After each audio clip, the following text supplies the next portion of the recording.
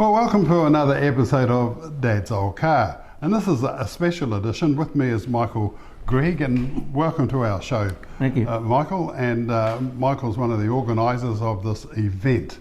So the event involves old cars charging up a very windy hill. Of course. And maybe you'd just like to explain that. So you're a member of the Vintage Car Club? Yes, I belong to the Waitemata branch of the Vintage Car Club of New Zealand. And they're the ones who organise? Yes, our branch is well known for sporting events. Oh, yes. And we've been running hill climbs for many years, about 40 years. We used to run an inner city hill climb at the site of the Chelsea Sugar Works. I remember old trucks. I can't quite remember the trucking firm name, but they crawl up out of there 2 miles an hour. Right up Colonial Road. Yeah. That's right. New Zealand Express, that's it. That's good. That was a very nice place, very nice background. But luckily, we were able to find another site here at Mananui, at Pakari. Yep.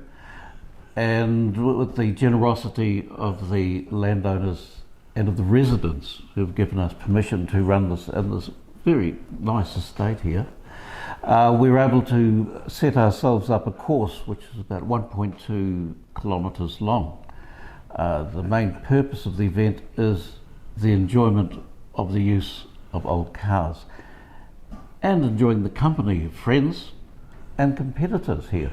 I just see over there's a couple of white tubes and there's a red and white light. Tell me about that. To start on the hill climb, they move forward, activate one lamp.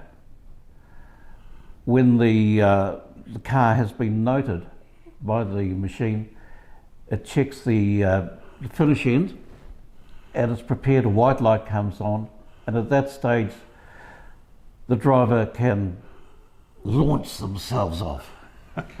And the main purpose is to enjoy the drive, and we have a limit on the timing because we don't want to see people fight to gain milliseconds to win, because we're here to enjoy and to use the cars, but not to really damage ourselves or the cars themselves. So what's the point of timing?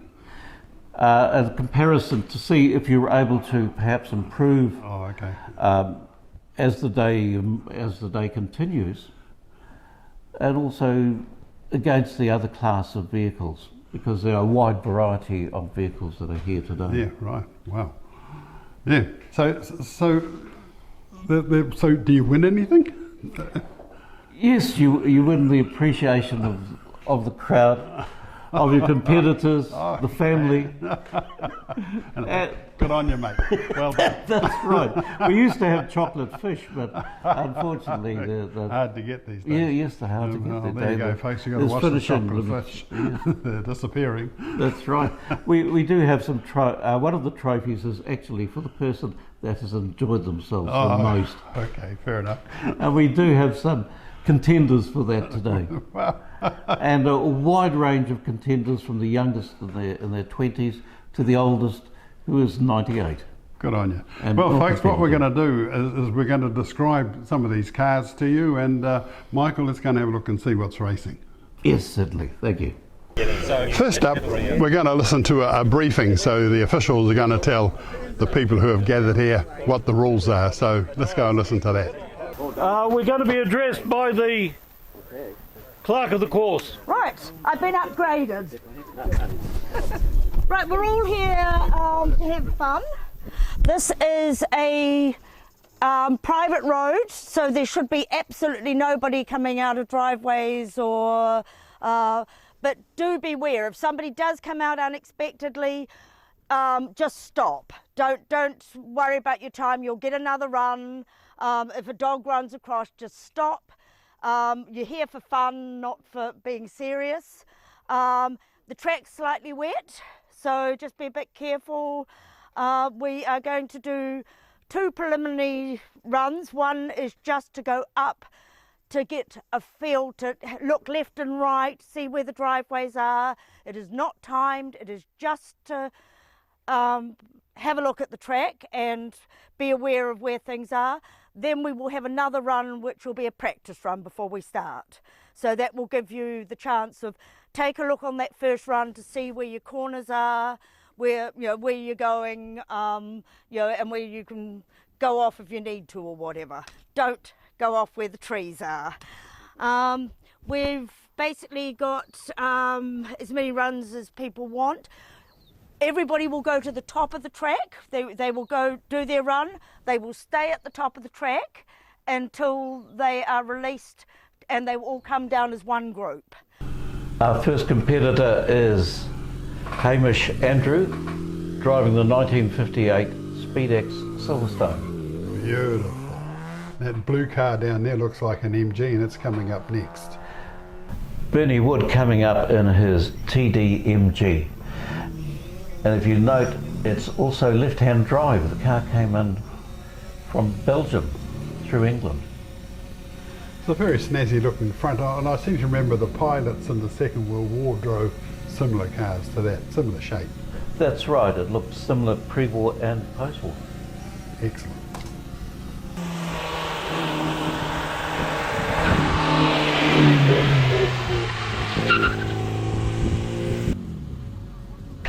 This is Nigel Russell in the FMZ Ford. It's a Formula Junior running a Ford motor. So Formula Junior, what does that mean, Michael? That Formula Junior, it was a class of clubman car that a lot of drivers raced in before they went into the more larger, more powerful classes. So this little car is something Clubman. that is affordable, and people can drive them, and people can enter these things and have Yes, fun. that's right, and also there's a variety of chassis that we used for that motor class in its day. And he's run this car for a long time. He's a great exponent of the Formula Junior. And he's just about to take off. There he goes. Woo-hoo. And coming up is this very low car.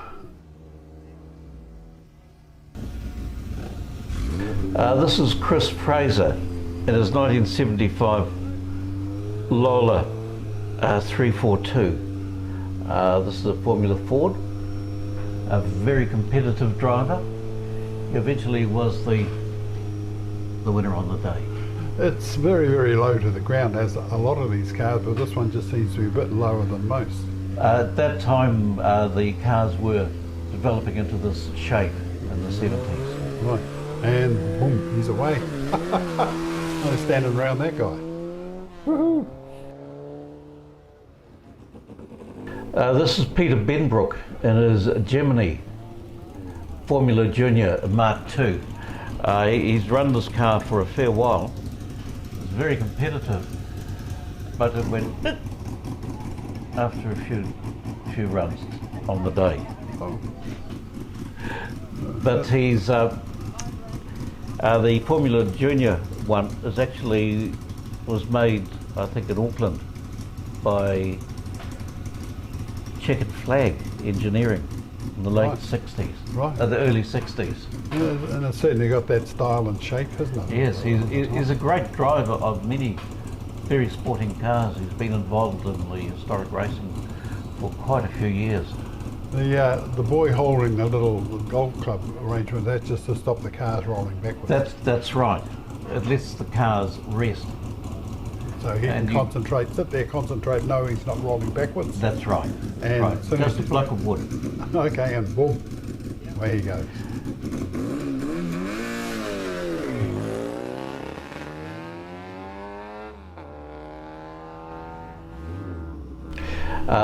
Stan Benbrook in the Bagby Special.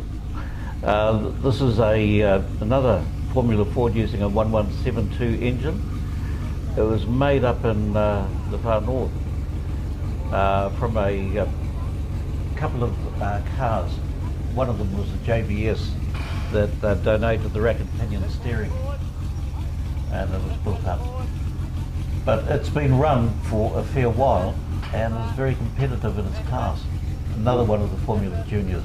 And such a variety. So this bloke is just getting him lined up with those lights. So you go Yep. too far, they go out, and they go too far backwards, they go out. That's right. So the top red lights come on, and as soon as it's all clear to take it off, the green one comes on, and he can just go in his own time. That's correct. So the time he leaves there, somebody pushes the timing button. Yep, it's picked up by another light going. Oh, He okay. cuts the beam. Oh, right, and that starts the timing. Yes. Right. So there you go. Oh, he's away. Now we've got another one of these interesting little MGs. MGA. Oh, sorry. That's all right. Grant Kern in the MGA. Another competitor often seen on the circuit. He has run MGs for a fair while. Very competitive gentleman. And these little windows he's got in here. The aero screens are a period touch. They cut down the weight of having a very large screen, and also they're just really a small wind deflector. And you make those. I did make them for about well over 30, near 40 years I've been making them. Really? I've oversupplied the country. They went overseas as well, and I was supplier to quite a few manufacturers. I just see on the front he's only got those little bumper nudges. There's no actual bumper there. That's right, big bumpers were really required for the American market. Oh, okay. So they're just screwed to the front. Yes, Wow. There's his mate. He's on the phone. Who's he talking to there? he's talking to the end,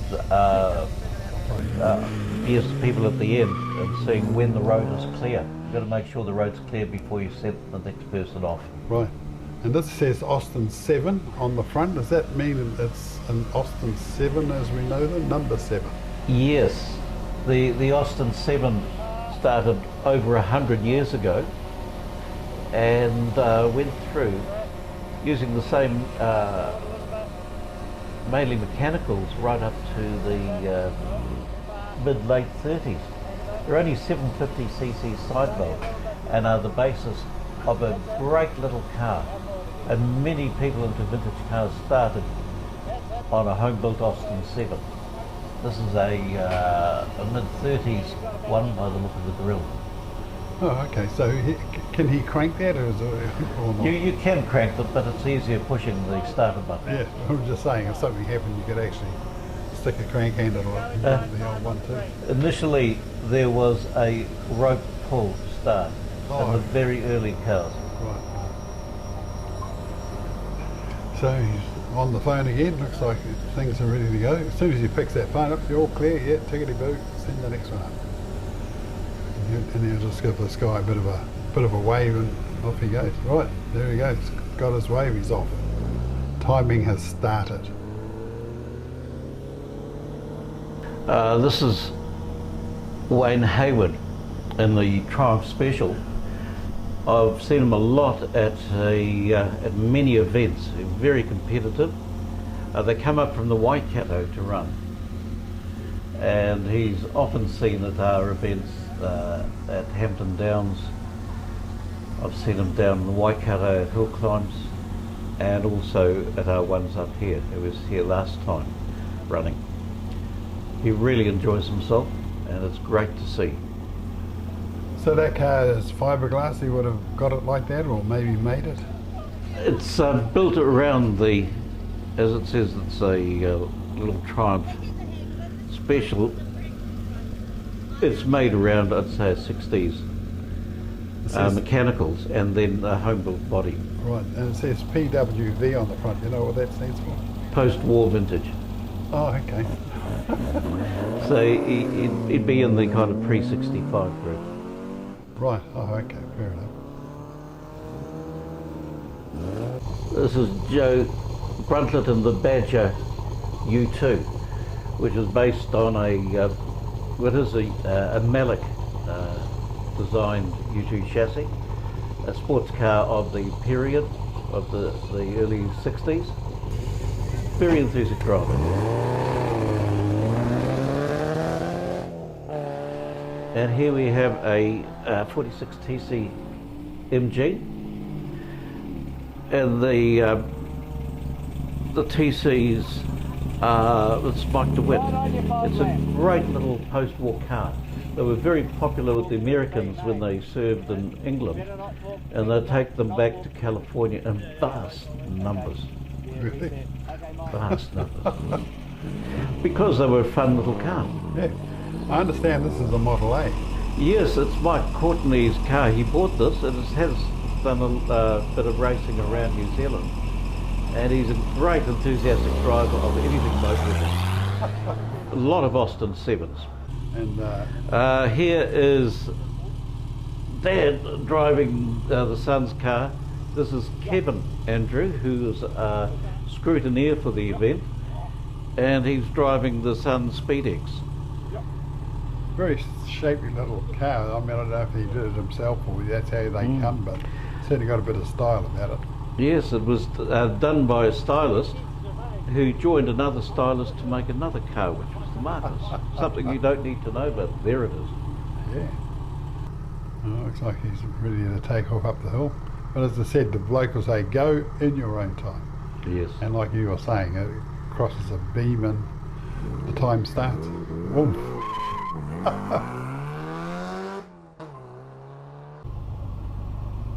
This is Mike Fitzpatrick in the CGT, MG CGT, which has got a 6-cylinder motor in it.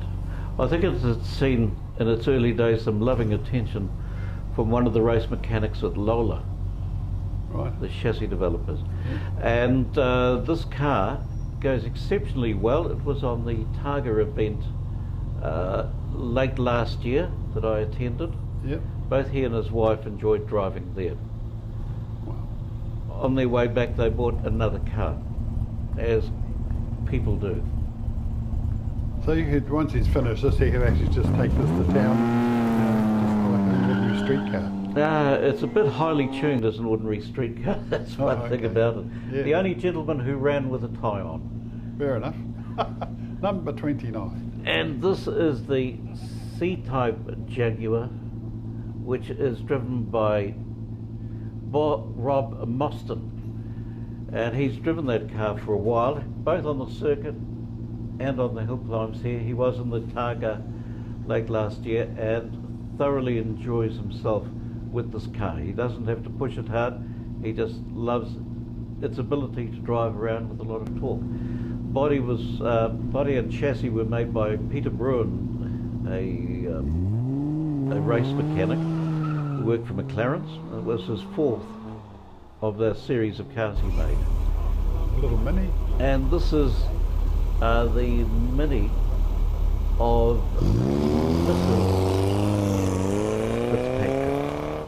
And it takes off up the hill at 100 miles an hour. That's pretty quick, those Minis. It is, well, a small person in a small car. Graham Brayshaw in the Mark 6 Buckler. This is one of the early cars. Bucklers were made in England using a lot of the mechanicals from the Ford Populars, such as the really? E93As. He's a very well-known historic racing driver. He's driven this, single-seaters, and thoroughly enjoys his motoring. I just see if the little wire comes out of the grill onto a little horizontal plate. What does that do? That's a stone guard to stop the stones being flicked up into the driver's face. Okay, so that saves you having a whole front mud guard. That's right. You just And sort of- it stops the dings all over the body. Right. So it's just lose a bit more weight. That's right. It's often seen in a lot of open-wheel sports cars that did road racing in the 1930s. Okay. Boom, he's away. A little bit of smoke there. And next up is number 44. That looks pretty modern. That's right. That too is what's called a DD2 Buckler. And once again, this is Craig Lang running this car. Those chassis were the latest ones of Buckler. They'd go up to 2 litres. Wow. And that's another modern looking thing. Yes, this is another MGB. I think this one is Charles Clark. And we were very pleased to have the involvement of the MG Car Club Right. for this event, who provided the timing and also the competitors. And they did enjoy themselves. They also have trouble finding a site for a hill race the climb. cars up there. This one looks like it does a lot of work. 180. Bonodo is John Campbell He's with not the BGT. Is he not located? He's not related to the Campbell, the racing family, is he? I do know someone who's related to that Campbell racing family, who wanted to live. He has Delages down Oh, right. south. Oh, well. And this is our Timing maestro, yes. Paul Warbrand's car, going up there, and he was our liaison with the MG Car Club. this The is legend special. himself, A legend. the legend Les Harris, at the age of 98, 98? still competitive, Good. had come back from racing at the last of the classic racing we held at Pukekohe, where he raced with his granddaughter on another bantam. He has a team called Team Harris, or Harris Racing, Wow. which he has so many people at Pukekohe were wanting to see him. I've never seen so many paparazzi around people. Here, So- he did go up the hill. Yeah, just looking at him with his leathers, he doesn't seem to have any trouble with his joints. 98 years old. He just looks like, somebody 35, 40, sitting on that bike like that. He keeps busy with with driving. He drives a camper van Oh, to okay. go around the coast to see the family. He believes in a good diet, and also country and western. He's into country and western So he's music a and dancer. dancing. The leathers are a little bit brittle and I think need softening. He says it's a bit rigid inside the leather suit. Yeah, It but looks like a bondage outfit. I guess you have to have it. Yes, you have to have full protection with bikes as we climb. I think he's had his legs hollowed out the same way. Oh, and away he goes. Good on Off he you. goes. 98 years old, folks. 98. Amazing. So when they've all finished, they all come back again, ready to have another go.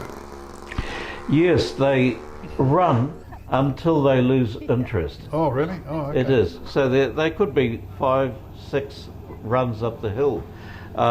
As comparison, if you go to the vintage events in England, they are oversubscribed and they may only get 2 runs on the day.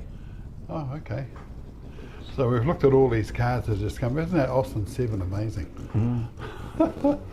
It's 1.2 kilometres, rising to 100 metres Wow. at the end. So coming down is also quite steep. Yes. But I'm just saying, sort of from the 30s to the 70s, pretty much, all these cars. That's right. That's right. Everyone, And even the ages of the drivers. yeah, I suppose so, yeah. But we are constantly looking for young people to join us and to help us use our cars too. We are open to that. We'd like to see young people get involved in the infrastructure. So Which if will get somebody, them if a many young skills. person rung up and said, I want to join your club, but I don't have a car, We can help them. yes. There are people who get in the stage where they don't want to drive anymore. They may want a co-driver. They may also have a project that they want finished. Yes. And there is a wide range of vehicles. It's best to start at something a little bit smaller or less powerful so you can get used to the handling, since it's quite different to modern cars. Wow.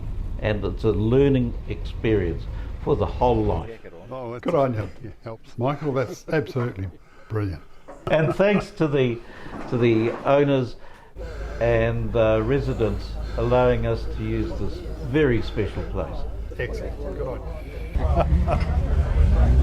Well, with me is Les Harrison. Les, welcome to our little show.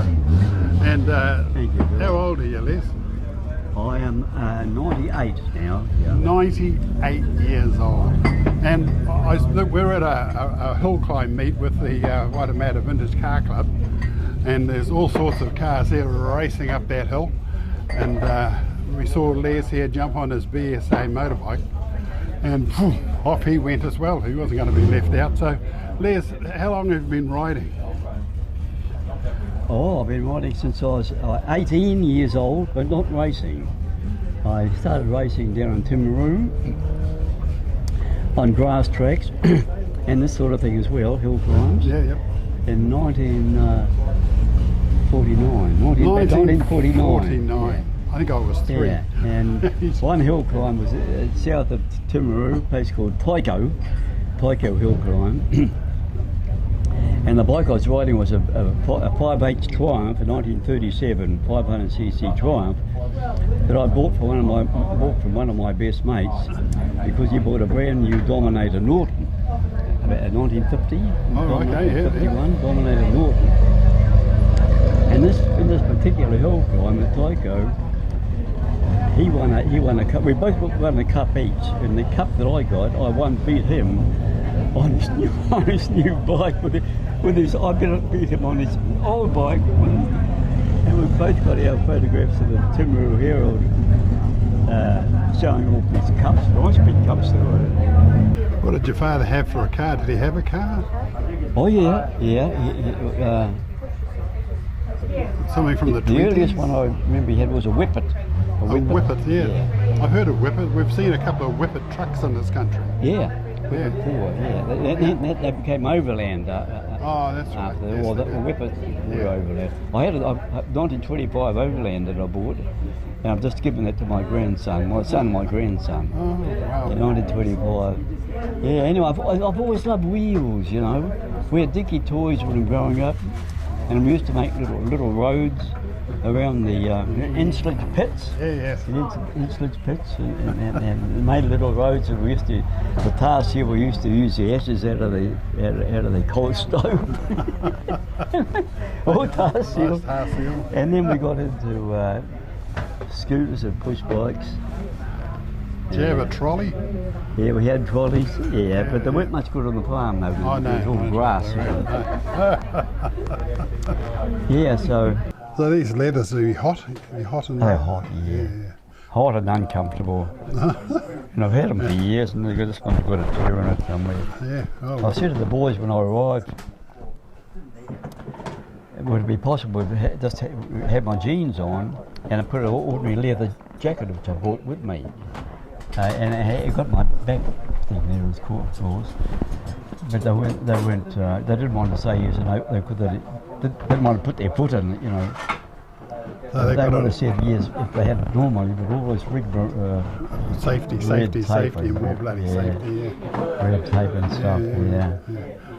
Anyway, So, thank you so much. hey? Thank you so much for talking to me. Great life. You're a bit of a hero too, you are, mate. I love that fishing show that happened on TV now. Yeah. It's great. Yeah. Well, there you go, folks. 98 years old, still riding motorbikes.